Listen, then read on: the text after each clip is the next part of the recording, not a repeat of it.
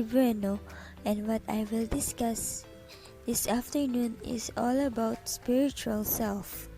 Spiritual self. The simplest way to describe the spiritual self is the unseen part of who we are that provides our physical self with insights, institutions, and other ways of knowing.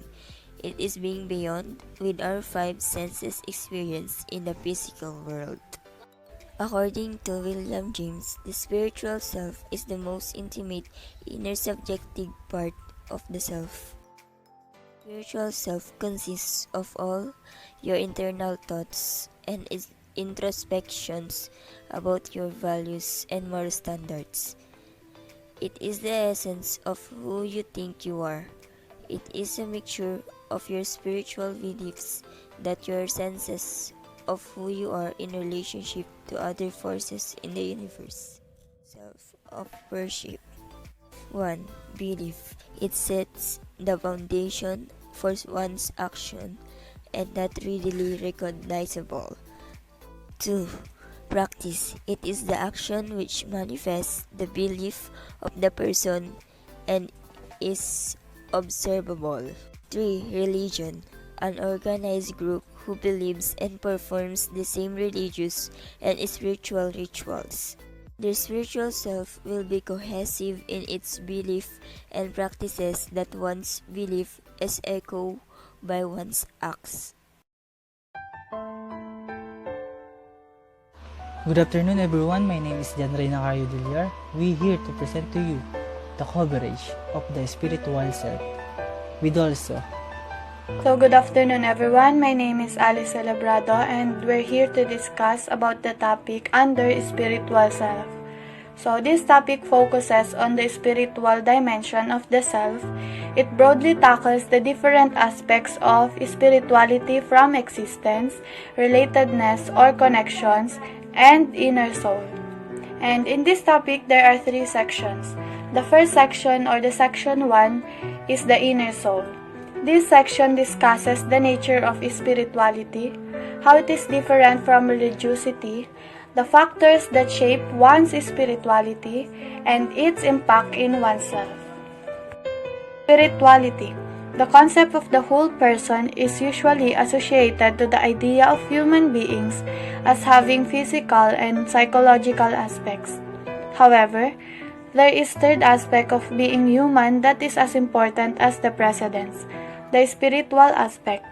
Highlighting the mind-body-spirit connection, the spiritual self is an ongoing, personal life journey, contextualized by the belief in a higher being culture, relationships, nature, and the discovery of meaning in one's life.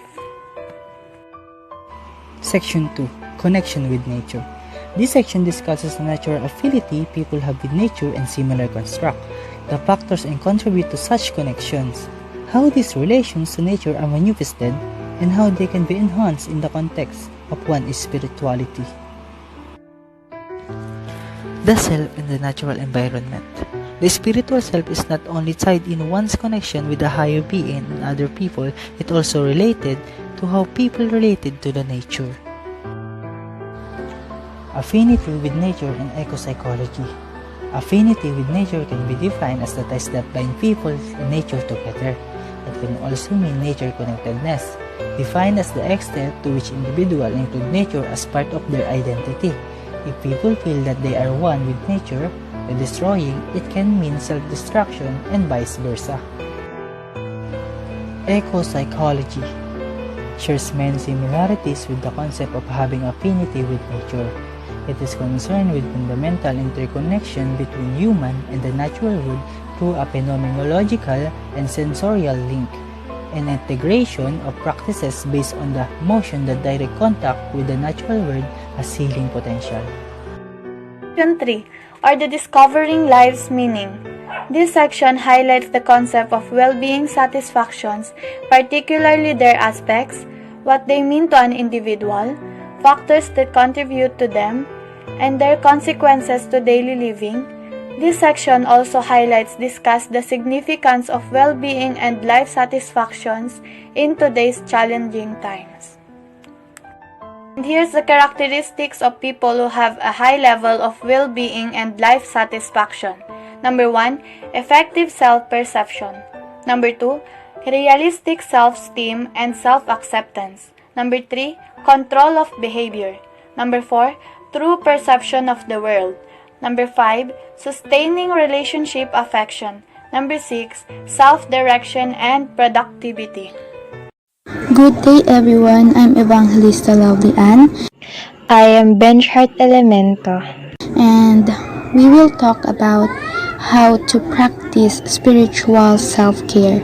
We need to take a good care of our spiritual self because it is the most beautiful version of ourselves. It's our true self. We all have our own problems and lots of people have suicidal thoughts due to stress and depression. To avoid stress and depression, we must practice our spiritual self-care. Spiritual self-care is important to everyone since it is the activity that we engage in to find and nurture a sense of connection to a higher power as well as significance in our lives. So, how to practice spiritual self-care? Understanding your existence in the spiritual sense is a crucial component to self-care that is often easily overlooked. Here are some tips to practice spiritual self-care that nurtures your soul.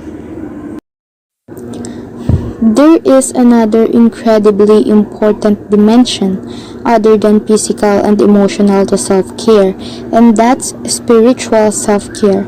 Just as it is important to communicate our needs or nourish our body with foods, taking care of our spiritual being is crucial to living a grounded and happy life. Here are some examples of spiritual self-care activities. First is prayer. Prayer is one of the main ways we practice our spirituality. It is an effort to communicate with the Creator, a higher power, and God. Prayers are very powerful. Our prayers are one of our natural healing resources. Each one of us can use today, any time of the day. The medicine of prayer is a good way to maintain a good health. Think positively. Once you start viewing things in your life in a positive manner, you will find yourself thinking differently and refocusing your mind to a happy, healthy place. When you eliminate negativity and reframe how you think of certain things and situations, you'll notice yourself being more relaxed. For example, there are certain things or particular that you do not like in class, and there are some things or people that you like to work with. In general, the spiritual self includes the concept of values, belief, and morals or attitude, which can be demonstrated in your belief or disbelief in the existence of God. And now we want you to watch this example scenario about our spiritual self.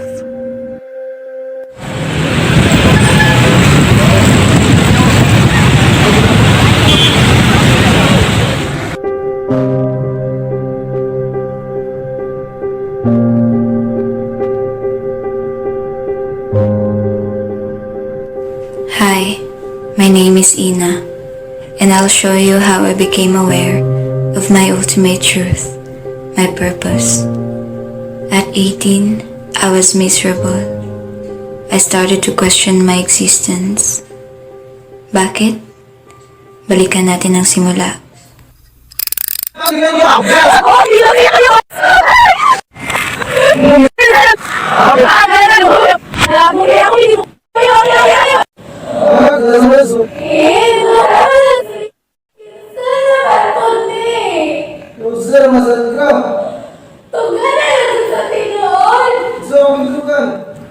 Bungad sa akin tuwing umaga, mga sigawan at sakitan nila.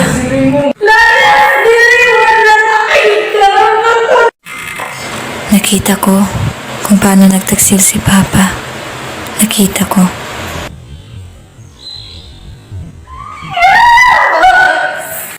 Oy!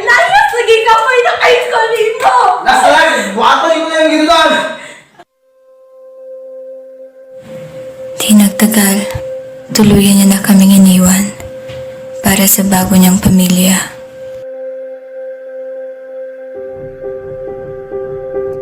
Di matanggap ni Mama ang nangyari. Nagwawala araw-araw, umiiyak gabi-gabi. Pilit ko siyang iintindihin dahil di ko kayang makita siyang nasasaktan, lalo na't siya na lang ang meron ako.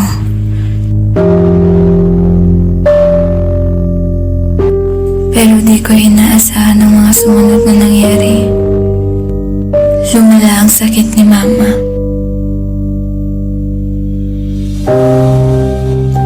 Nagmakaawa akong lumaban pa siya para sa akin.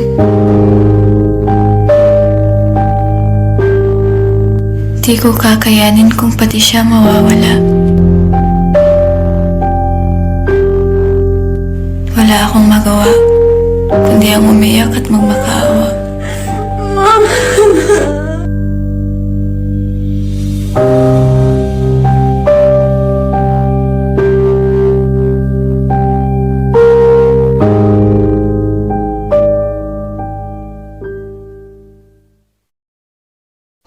Ngayon, ako na lang. Ako na lang ang mag-isa.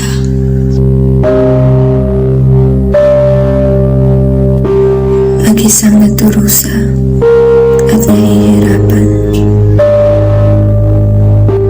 Bakit ako pa? Wala nang halaga ang lahat. Nakalilito ang lahat. Di ko maintindihan. Gusto ko na mawala. Wala nang silbi pa ang buhay ko. Wala nang lahat, pati ang sarili ko. Sisigaw para makawala sa sakit. Iiyak nang iiyak para mamanhid. Pero hindi pa rin sapat.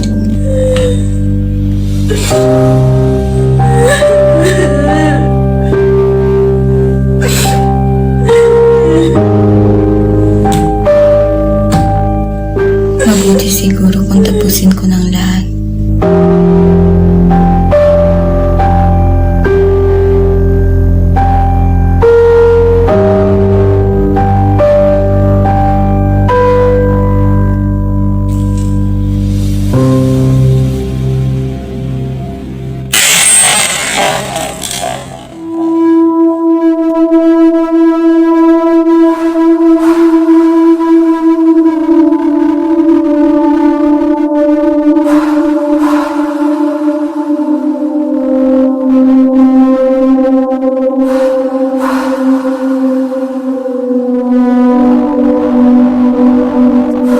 Sa wakas, matatapos na rin.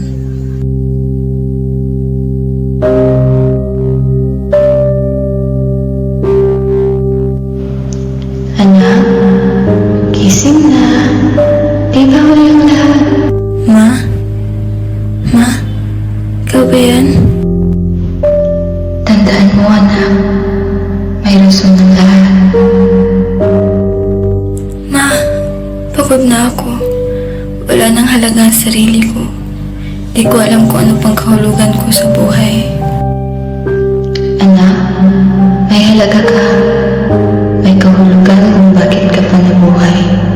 Kailangan mo lang tanggapin at unawain. Baguhin mo ang iyong pananaw. Doon mo malalaman ang lahat. Bumangon ka na, anak. Marami pang naghihintay sa'yo.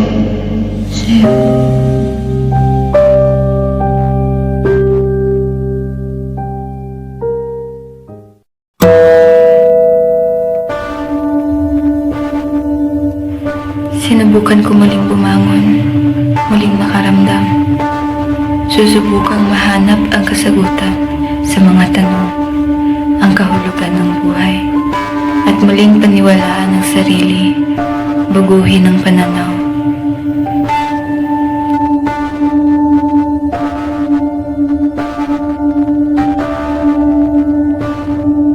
Swerte nga ako dahil di ko kailangang mamalimos para mabuhay.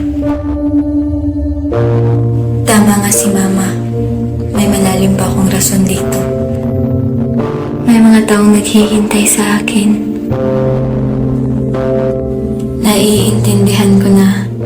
Kaya sisimulan ko na ngayon. Gradually, my questions were answered. Una, nahanap ko ng kahulugan ko sa buhay. Pangalawa, I started to feel connected. A connection from something that is bigger than myself. Pangatlo, I live my life with faith. Faith that I will live with purpose. It all started when I focused on my spiritual self-growth. The unseen part of myself that provides beyond what my five senses can experience. Siguro, ang pinakamalaking katanungan that we attempt to answer in life is our purpose for living. Pag naramdaman mo na may kahulugan na ang iyong buhay, you experience a greater sense of well-being.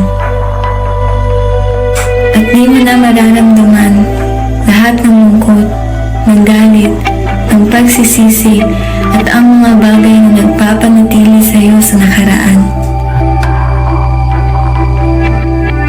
And that's how I became aware of my ultimate truth.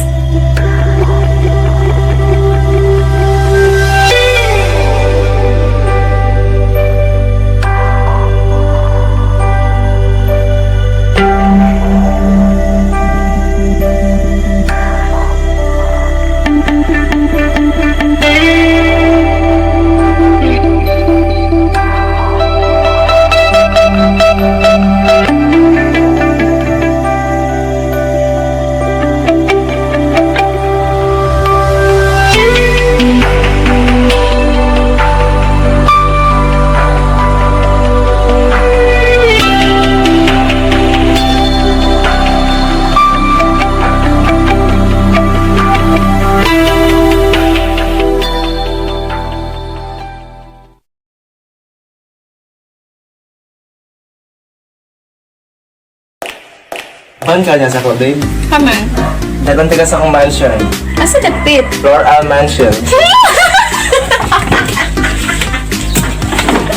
Landry, oy! Lalo, sige ka ko yung kayo ko dito! Nasa lang! Buhato yung yung gilon! Sure. Ang pagkailanman.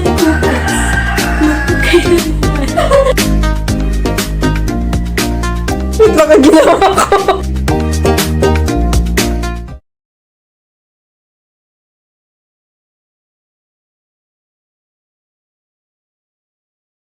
So, good afternoon everyone. My name is Joanna Marie Aliaso and we're going to tackle about political self. So, what is political self? The term self-concept has been used by psychologists to describe self-scheme or generalizations of the self derived from past social experiences. There are researchers who identified political self-knowledge as an important dimension of the self. Therefore, political self-concepts may be considered a collection of perceptions about one's role, competence, and engagement in politics. Some researchers have used the term political self-concept in relation to partisan identity. Others have adapted it to capture more fundamental aspects of the way people think about themselves in relation to politics. So it's clearly saying that a political self-concept captures the extent to which a person thinks of themselves as a political person. In this study, we examine how political expression on social media influences four dimensions of political self-concepts, including political interest, political self-efficacy, perceived political participation, and perceived political knowledge. So how about political expression and self-presentation motivations? Our model predicts that political expression on social media is likely to increase individuals' motivation to engage in political self-presentation. This contention is implicit in public commitment research, which argues that public expression can lead individuals to publicly and irrevocably claim a specific identity, while individuals are likely to become motivated to remain consistent with that self-presentation. So to be clear to all of you, when individuals know that their political expression is observable to others, they are likely to become motivated to keep up appearances for fear of damaging their public image. Good morning everyone, I'm Lawrence Andre and today we will talk about political interest. So first, what is political interest? Political interest has been defined in a variety of ways. It is seen to be motivational in that interest is the foundation that spurs engagement with politics. What influences an interest in politics? In addition to this definition of political interest, there is also a need to consider what influences political interest. Again, calling upon the education psychology literature helps to develop this concept. Here, interest is relational. It reflects the relationship between a person and the thing or target of interest. So how does political interest develop? Based on www.cambridge.org, they don't know. They do not even know if political interest is the stability of a personal trait or the volatility of a regularly updated assessment of the political environment. Good morning, my name is Angelica Ducos. What I will discuss now is all about political self-efficacy. Political self-efficacy. Political self-efficacy. Political self-efficacy reflects citizens' perceived capacity to influence the political system. Theorists argue that a sense of political self-efficacy provides a psychological basis for political engagement, as the perception of competence is required to incentivize individuals to take an active role in politics. Self-efficacy, therefore, is another important dimension of political self-concepts that reflects people's belief about their ability to play an active role in the political process. Reflects. Political self-efficacy reflects the feeling that individual political action does have or can have an impact once the political process, namely that it is worth while to perform one's civic duties. Good afternoon, everyone. My name is Jamaica de la Cuadra, and we're here to discuss about the topic under the political self. Perceived political participation. Similarly, perceived political participation is the degree to which individuals view themselves as actively engaged in voluntary activities that aim to affect politics. Van D. 2016 are influence elections are lawmaking Verva and Ni 1972. To a certain extent, this perception capture whether individuals view themselves as doing their part, and they ultimately motivate them to engage in the politics in the future. Research on moral self-image supports this contention, suggesting that those who view themselves as moral actors are motivated to commit for social acts. This and Carter 2011. Perceived participation is the dimension of political self-concept that reflects the degree to which individuals feeling that they actually do play an active role in the politics. My name is Moises Manuel Matriano. Today, we are talking about perceived political knowledge. Perceived political knowledge is defined as the degree to which individuals think of themselves as politically informed. Although perceived knowledge is only moderately related to actual knowledge, research from social psychology suggests that the following of knowing about a specific topic may motivate individuals to devote more cognitive resources to the topic. Perceived knowledge has also been shown to predict willingness to engage in political discussion. Overall, the perception that one is politically knowledgeable indicates a certain degree of confidence required for engagement in political realm.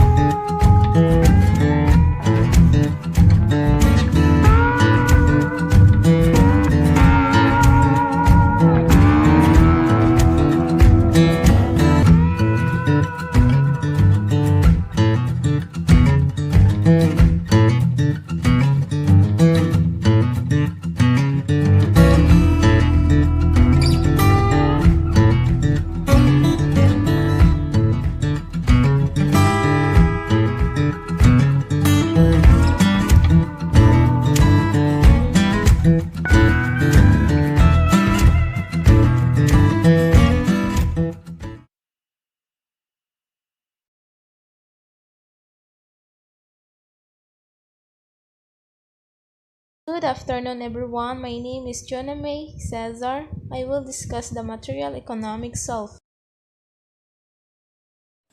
The material economic self This section focuses on how people maintain extension of themselves through material position and maintenance of particular lifestyle in the context of what the society value as need and wants. This section discusses how an individual acquires good, the factors shape his her economic decision, and what these things say about one's sense of self. They are most important factor determining whether these items and services fall under wants, synonyms with luxuries. People buy them for reasons that not warranted necessity. Needs. They are important for survival. Food, clothing, and shelter are the basic needs, so people purchase them out of necessity. In the process of acquiring materials good, people generally consider the two things. Number one, utility, consider with how things serve a particular purpose. Number two, significance, consider with the meaning assigned to the object. It also consider with how objects become powerful symbols or icons of habit and ritual which can be quite separate from their primary function. Ronald Varda studied the concept of seismology or the study of sight. According to him, it is a truth object that people assert their identities. This idea suggests that object aside from contributing to how an individual identities himself herself also significantly relationship of people with others based on what they possess. The possession of material things also indicates one's status in the society. These personal choices build one's material and economic self, which is an extension of his or her social identity. So good afternoon everyone. My name is Kimberly Corpus. I will discuss about the material self. What is material self? Material self, according to William James, pertains to the objects, places, or even the people which have the label mind. Such possessions are viewed as extension of individuals' identities. For instance, your clothes reflect certain aspect of your personality and you designate them as my wardrobe. And there are four components of material self. First one is body, as the innermost aspect of the material self. Also, you perceive certain body parts as more private or intimately yours as compared to the others.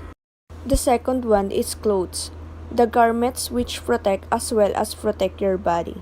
Third one is family. They are connected to you by blood and you share their glory as well as shame. And the last one is home. It is where many aspects of your life have been developed. It is where you feel most comfortable. It is greatly linked to your identity. This is then followed by the other possessions such as gadgets, cars, collections, etc. There are two subclasses of material self. First, bodily self. It is basically your head, shoulders, knees, and toes. The second one is extracorporeal self, beyond the body. It is extended self which includes all the people, places, and things that are psychologically part of who we are. Materialism is when you more important to material's position that is tankable values. Materialistic people are those who are observed when having material's position, and this is considered as a psychological disorder, which is called as compulsive buying disorder or COD. Consumerism is the consumption of material goods and services in excess of one's basic needs. It's closely tied to materialism. People thought that when you buy something, he or she will be happier. The negative things about consumerism is that encourage people to buy things that they do not really need. To sum up everything we should apply to our lives the equation of Albert Einstein, I believe that a simple and unassuming matter of life is better for everyone, best both for the body and mind, meaning a person knows how to live moderately and contented for them to access the thing that they need and want. Good day, everyone. My name is Argelis Baldon of Group 2. Now, let's proceed to the lesson 20, Shaping the Way We See Ourselves, the Role of Consumer Culture on Our Sense of Self and Identity. Consumer culture. It focuses on the spending of the customer's money on material goods to attain a lifestyle in a capitalist economy. All of us have their own needs and wants. If we talk about consumer culture, it pertains on how people spend or use their money to buy goods and services. Another definition of consumer culture is that it can be broadly defined as a culture where social status, values, and activities are centered on the consumption of goods and services. In other words, in consumer culture, a large part of what you do, what you value, and how you are defined revolves around your consumption of stuff. In consumer culture, our personality, social status, or even activities are defined based on the goods and services we consume. Consumer culture affects the way we define ourselves and identities. Now let's tackle another related term, which is consumer identity. Consumer identity is the consumption pattern through which a consumer describes themselves. In consumer culture, people no longer consume goods and services merely for functional satisfaction. Consumption has become increasingly more meaning-based. Brands are often used as symbolic resources for the construction and maintenance of identity. Consumers use brands and products to express their identities. Good day everyone, I'm Jasmine Danting and I'm here to present the factors affecting consumers' behavior. Consumer behavior depends on attitudes, motives, values, self-concept, culture, family, and reference group of society. First, let's tackle about the attitude of consumers' behavior. Consumer attitude may be defined as a feeling of favorableness or unfavorableness that an individual has towards an object. Consumers have certain specific feelings towards some products or brands. Sometimes these feelings are based on certain beliefs and sometimes they are not. A motive is the inner state that moves or prompts a person to action. A motive may be defined as a drive or an urge of which an individual seeks satisfaction. It becomes a buying motive when the individual seeks satisfaction through the purchase of something. Values. A number of values of the American people are relevant to the study of consumer behavior. These include achievement and success, activity, efficiency and practicality, progress, material comfort, individualism, freedom, youthfulness, and fitness and health. Self-concept. Self-concept can be described simply as how one perceives himself and his behavior in the marketplace. It is the attitude one holds toward himself. In the context of consumers' behavior, culture is defined as the sum of total learned beliefs, values, and customs that serve to regulate the consumer's behavior of members of a particular society. These are acquired through formal learning, informal learning, and technical learning. Family. A family is a social group of all members of a family influence and get influenced by each other. Therefore, family influence on consumer behavior can be understood by studying the buying rules, family dynamics, and life cycle stage of a family member. Reference groups of society. Reference groups are groups that consumers compare themselves to or associate with. Reference groups are similar to opinion leaders in that they can have a profound influence on consumers' behavior. They are often groups that consumers will look to make purchasing decisions. Hello everyone, my name is Rachel Ann Fernandez. Importance of consumer culture on our sense of self and identity. In consumer culture, people no longer consume goods and services. merely for function satisfaction. Consumption has become increasingly more meaning-based. Brands are often used as symbolic resources for the construction and maintenance of identity. Consumers use brands and products to express their identity. Consumer culture focuses on the spending of the customer money on material goods to attain a lifestyle in a capitalist economy. Consumer culture has provided affluent societies with peaceful alternatives to tribalism and class war. It was fueled extraordinary economic growth.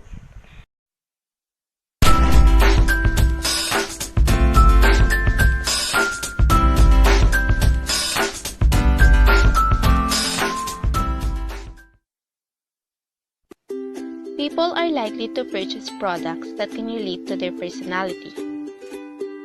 Material possessions signify some aspects of one's sense of self and identity.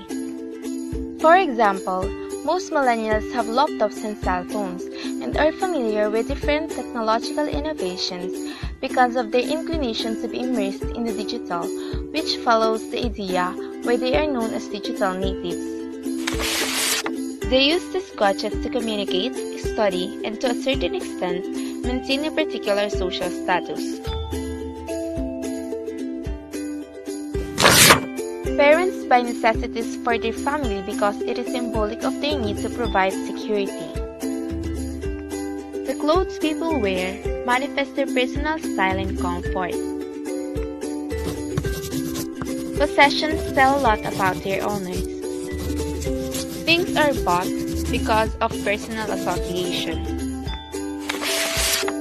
Thus, one's sense of self and identity is influential on how an individual chooses to purchase his or her wants and how he or she makes economic decisions that will address his or her personal and social needs.